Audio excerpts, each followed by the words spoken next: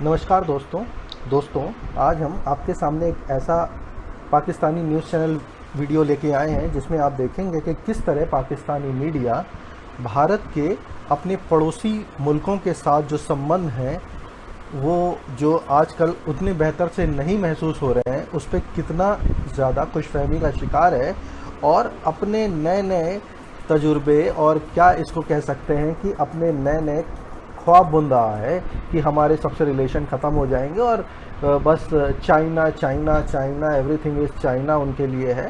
तो देखते हैं कि उनकी क्या सोच है, उनकी क्या बहस है। इस वीडियो में हम उनको समझ पाएंगे। नाज़रीन, यारी, मकारी और चालाकी की आदत, हर एक के साथ खड्डा करने की खसलत, दोस्तों को धोखा देने का माजी भारत को खित्ते में तन्हा कर रहा है। एक के बाद एक नाकामी, पैदर पे मुश्किलात और मुसलसल शर्मिंदगी भारत का मुकद्दर बनती जा रही है। नेपाल, भूटान और बांग्लादेश जैसे पड़ोसी ममालिक जो कल तक भारत की कॉलोनीज समझे जाते थे, भारतीय चालाकियों से तंग आकर एक एक करके चीनी ब्लॉक में शामिल हो रहे हैं और भारत की इसी दगाबाजी पॉलिसी की वजह से इसे खित्ते में एक और नुकसान का सामना करना पड़ा। अहम खबर सामने आई है कि अब ईरान भी भारत से राहें जुदा कर रहा है। ईरान ने चाबहार रेलवे लाइन के अहम तरीन मंसूबे से भारत का पत्ता काट दिया और ये सब ऐसे वक्त में हो रहा है जब चीन ईरान में भारतीय सरमायाकारी करने जा रहा था। ईरान के इस फैसले को भारत में इंतहाई तशवीश की नजर से देखा जा रहा है। भारतीय मीडिया ईरान के इस फैसले को ईरान के चीन के साथ बढ़ते ताल्लुकात की नजर से देख रहा है। चाबहार रेलवे लाइन मंसूबे के तहत चाबहार बंदरगाह से जाहेदान तक अफगानिस्तान की सरहद के साथ साथ रेलवे लाइन तामीर की जानी थी। 628 किलोमीटर तवील लाइन पर मुश्तमिल इस मंसूबे से भारत को ईरान के रास्ते अफगानिस्तान और वस्ती एशिया तक रसाई मिलना थी। 2016 में भारतीय वजीर आजम नरेंद्र मोदी और अफगान सदर अशरफ गनी ने तेहरान में जाकर ईरानी सदर हसन रूहानी के साथ मिलकर इस मुआहदे पर दस्तखत किए। मोदी का ये ख्वाब अब बस इसलिए खटाई में पड़ चुका है क्योंकि भारत 4 साल से इस मंसूबे को लटका रहा था, न मंसूबे पर काम शुरू कर रहा था, न ही फंड्स जारी किए जा रहे थे। इसलिए अब ईरान ने खुद ही रेलवे लाइन बिछाने का काम शुरू कर दिया है। ईरानी हुकाम का कहना है कि अब यह मंसूबा 2022 में मुकम्मल किया जाएगा। ईरानी ताल्लुकात के हवाले से भारत को दोहरी नाकामी का सामना है। भारत को रेलवे लाइन मंसूबे से इस वक्त मक्खी की तरह निकाला गया जब चीन और ईरान के दरमियान 400 अरब डॉलर्स की 25 साल स्ट्रेटेजिक शराकतदारी का मुआहदा तय पाने जा रहा है। नाज़रीन, इसके तहत 25 साल तक ईरान चीन को रियायती निर्खों पर खाम तेल फराहम करेगा। इसके अलावा वो ईरान को सीपैक के साथ भी जोड़ा जाएगा। ईरानी वज़ीर ख़ारजा इस मुआहदे पर भी बात कर चुके हैं। चीन ईरान मुआहदे से ईरान में भारतीय मफादात जद में आ सकते हैं।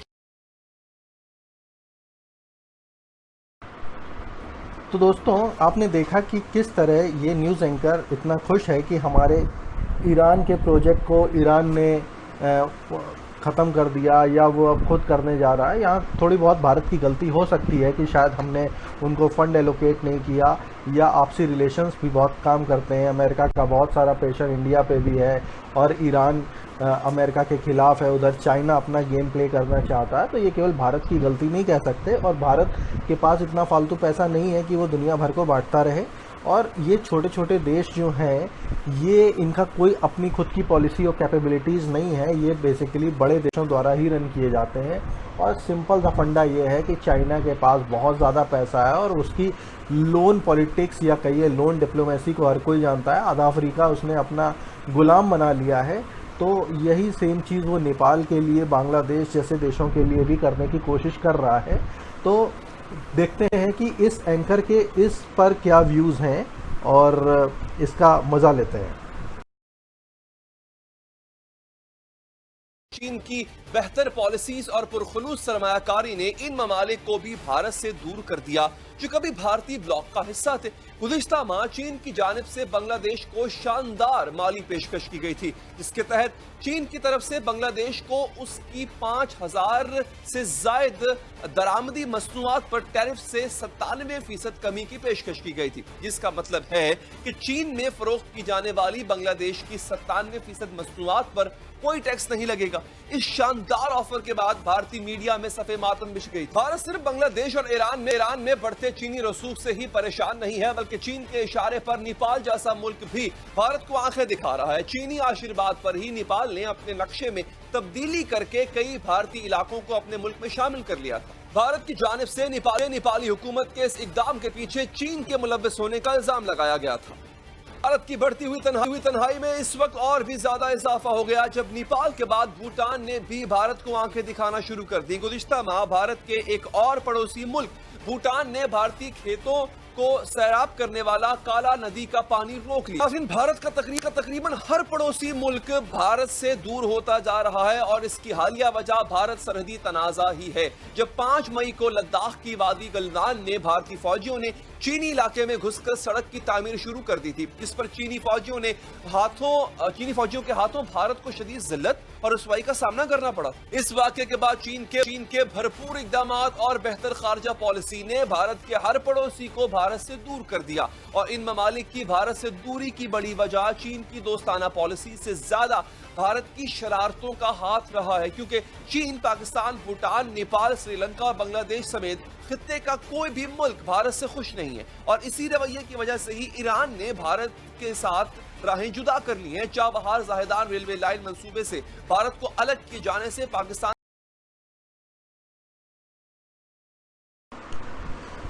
दोस्तों चलिए देखते हैं कि इन्होंने जो अपने पैनल में एक मेहमान को बुलाया हुआ है उनसे ये क्या डिस्कशन करते हैं और उसका क्या फीडबैक है। आप देखेंगे कि उसने बहुत सी जेन्युइन बातें की हैं। पाकिस्तान में सब कुछ परफेक्ट नहीं है, इनफैक्ट कुछ भी परफेक्ट नहीं है। वो केवल टेररिस्ट और बॉम्बिंग में ही परफेक्ट कहे जा सकते हैं और वो इंडिया से अपने आप को हमेशा कंपेयर कराते हैं और तब बहुत खुश होते हैं जहाँ पे इंडिया का फेल्योर होता है। तो मतलब ये सिंपल सी ऐसी बात है कि एक बच्चा 95% मार्क्स लाता है और दूसरा जो है 60% भी नहीं ला पा रहा है, फिर वो कहता है कि अरे उसके तो 5% मार्क्स 100% से कम है। तो इस तरह की सिचुएशन पाकिस्तान की है। वो चीन और इंडिया के आपस के संबंधों में जो खटास आई है उस पर भी बहुत खुश है। तो चलिए देखते हैं इस डिस्कशन में क्या निकल के आता है। आइएगा, क्या नए डायनामिक्स होंगे खित्ते के? अब चूंकि चीन ईरान के करीब हो गया है, भारत को दूर कर दिया गया है, ये जो एक नई अलाइनमेंट हो रही है बिटवीन एलाइज, क्या असर पड़ेगा इसका? हमें जब भी कोई ऐसी चीज नजर आए जिसमें इत्तेहादी जो है वो नए बन रहे हों या पुराने इत्तेहाद जो है वो टूटते हुए नजर आ रहे हों, तो हमें ये याद रखना चाहिए कि इत्तेहाद या इत्तेहादी का चुनाव जो है वो आपके जो इंटरेस्ट होते हैं उन पर डिपेंड करते हैं। क्या ईरान के इंटरेस्ट इस खित्ते में बदल रहे हैं? क्या चीन के इंटरेस्ट बदल रहे हैं? और इन सारी चीजों को पाकिस्तान किस नजर से देख रहा है और किस नजर से देखना चाहिए? मैं एक बार फिर कहूंगा कि बहुत मोहतात अंदाज से इसको जांचना जरूरी है। ईरान का जो तसलसल के साथ हिंदुस्तान के साथ एक यार दोस्ती जो एक समा चलता आ रहा है, उसको भूलना नहीं चाहिए, बल्कि उसको याद रखना बहुत जरूरी है। ये नहीं भूलना चाहिए कि कुलभूषण यादव जो है वो कहाँ से पाए गए थे। ये नहीं भूलना चाहिए कि किस तरह से ईरान के कुछ लीडर जो हैं, खास तौर पे जो उनकी रेवोल्यूशनरी गार्ड्स हैं, उन्होंने किस तरह के बयानात पाकिस्तान के बारे में दिए। ये नहीं भूलना चाहिए कि किस तरह के लोग ईरान में पाए जाते हैं जो पाकिस्तान के खिलाफ एक्शन लेते रहे। इसी तरह जिस तरह से अफगानिस्तान में ये सब जब चीजें हुई तो हम भूले नहीं, लेकिन जब दोस्ती का हाथ अफगानिस्तान की तरफ से फैलाया गया तो आप देख रहे होंगे कि तसलसल के साथ अच्छी खबरें आ रही हैं विद रिस्पेक्ट टू पाकिस्तान और अफगानिस्तान का जो ताल्लुक है। कल ही जो है वाघा बॉर्डर पे अफगान ट्रकों को जाने और लादने और अनलोड करने की इजाजत जो है फिर से दी गई है। तो मोहतात रहना जरूरी है। जो अच्छी चीज हो रही है उसका खैर मकदम करना चाहिए, लेकिन ये नहीं भूलना चाहिए कि जो इंटरेस्ट हैं दीगर ममालिक के, वो इतनी तेजी से नहीं बदलते जितनी तेजी से अक्सर पाकिस्तान में खास तौर पे टीवी देखने वालों का और टीवी पर बैठने वालों का मूड जिस तरह बदलता है। बिल्कुल ठीक, आप बिल्कुल सही कह रहे हैं सर। हमें ऐसा लगता है कि ये रातों रात हो जाता है, मगर इसके पीछे काफी मुहर्रिकात कार फरमा होते हैं। लेकिन मुशर्रफ साहब, इस बदलती सूरत हाल में पाकिस्तान कहीं से कोई अपना फायदा हासिल कर सकता है? मतलब आपको लगता है पाकिस्तान कैपिटलाइज कर सकता है सिचुएशन को?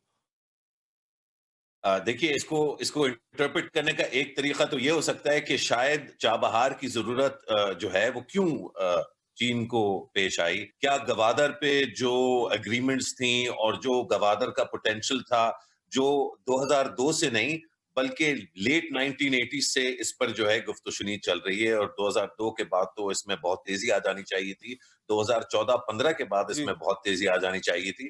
क्या उस तेजी से चीजें चली हैं, या क्या इस हुकूमत ने आके अपने पहले ही दूसरे महीने में आके ऐसे ऐसे बयानात दिए जिसकी वजह से आर्मी चीफ को जो है बीजिंग का दौरा करना पड़ा, इमरजेंसी बेसिस पे चीनी हुकाम को समझाना पड़ा कि रज़ाक दाऊद ने ये बयान जो है फाइनेंशियल टाइम्स को क्यों दिया है, उसके पीछे क्या जो है जी। मुहर्रकात हैं, क्या इंटरेस्ट हैं। तो ये सारी चीजें जो है ये देखना बड़ा जरूरी है कि चीन को अचानक ईरान जो है वो क्यों, कहां से मिला, क्या चाहिए उसको, और यहां से वो कौन सी चीज नहीं मिल रही थी कि उसको ईरान का रुख करना पड़ा। बिल्कुल ठीक। अच्छा तो सर अब ये खदशा आपने ज़ाहिर किया है जैदी साहब, क्या वाक़ई ही पाकिस्तान ने उस डाउन प्ले किया उस पूरे सी पैक के प्रोजेक्ट को और चाइना नई राहें तलाश कर सकता है, या अभी भी सी पैक फ्लैगशिप प्रोजेक्ट ही रहेगा चाइना के लिए?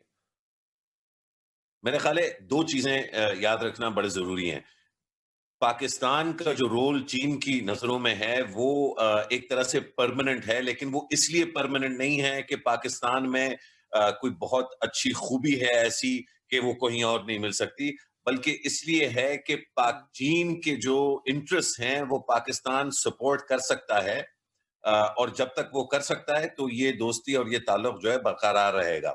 पाकिस्तानी हुकाम और पाकिस्तानी अवाम को ये सोचना जरूरी है कि बजाय ये देखने के कि अफगानिस्तान में कौन बैठा है काबुल में और वो हमारे बारे में किस तरह का बयान देता है, या वो हमारे बारे में किस तरह की सोच रखता है, उसको उसकी बेसिस पे हम अपने जो पॉलिसीज हैं वो बनाएं।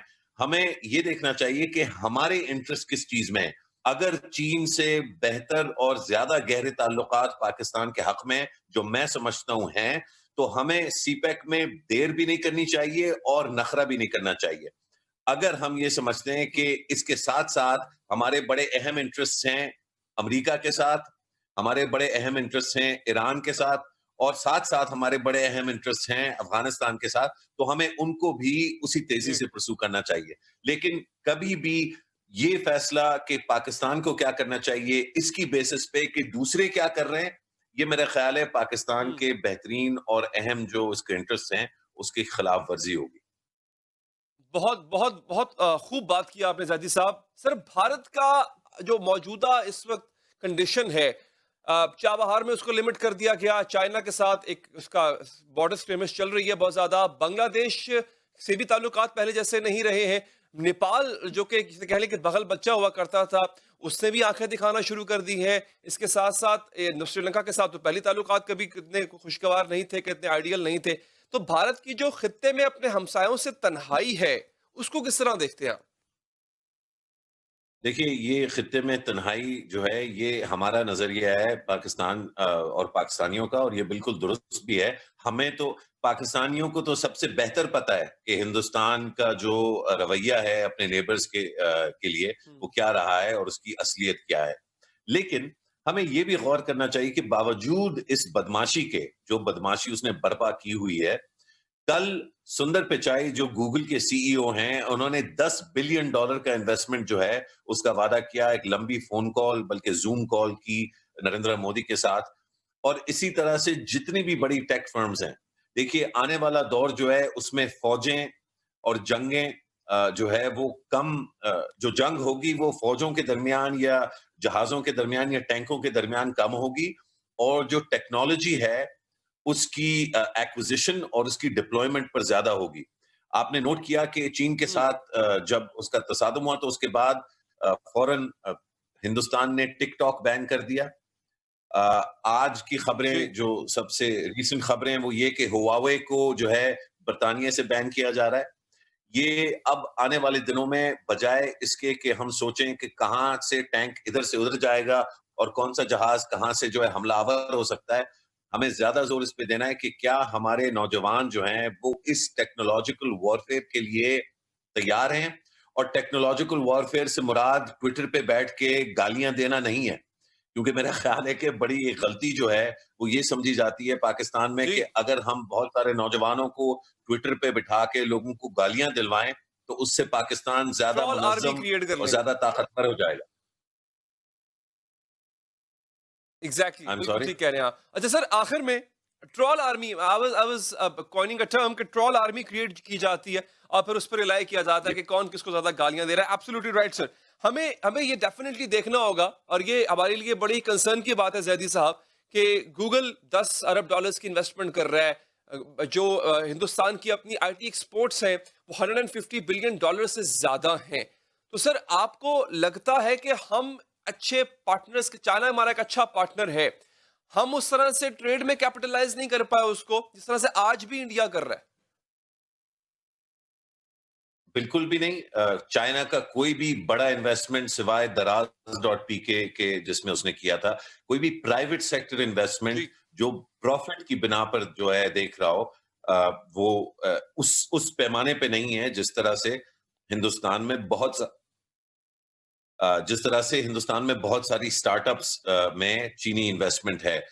ना तो हमारा जी। चीनी टेक सेक्टर के साथ उस तरह का ताल्लुक है जो यहाँ का टेक सेक्टर है, और ना ही हम वेस्टर्न टेक इनोवेटर्स या वेंचर कैपिटलिस्ट को उस तरह अट्रैक्ट कर पाए हैं जिस तरह इंडियंस कर पाए। तो मेरा ख्याल है दोनों तरफ से एक हमारे यहाँ कमजोरी है। उसका एतराफ करना जो है वो कोई जुर्म नहीं होना चाहिए, और उसका मकसद जो है अपने ऊपर मतलब तनकीद करना नहीं है, बल्कि बेहतरी है। तो अगर हम ये आइडेंटिफाई करते हैं कि हमारे यहाँ ये कमजोरी है, तो फिर इस पे काम और इस पे मेहनत करना जो है वो हमारे ऊपर फिर जो है लाजिम इस हो पे जाता है। मेहनत हमें करना होगी। मुशर्रफ जैदी साहब, बहुत बहुत शुक्रिया आपके।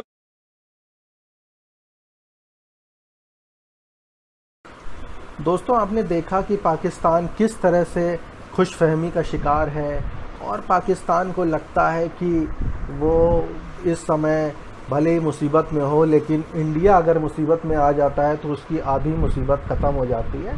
पूरी वर्ल्ड, पूरी दुनिया इस समय मुसीबत में है, और इस मुसीबत में फंसाने वाला केवल चाइना है, जिसका बेस्ट फ्रेंड आप बेहतर जानते हैं पाकिस्तान है।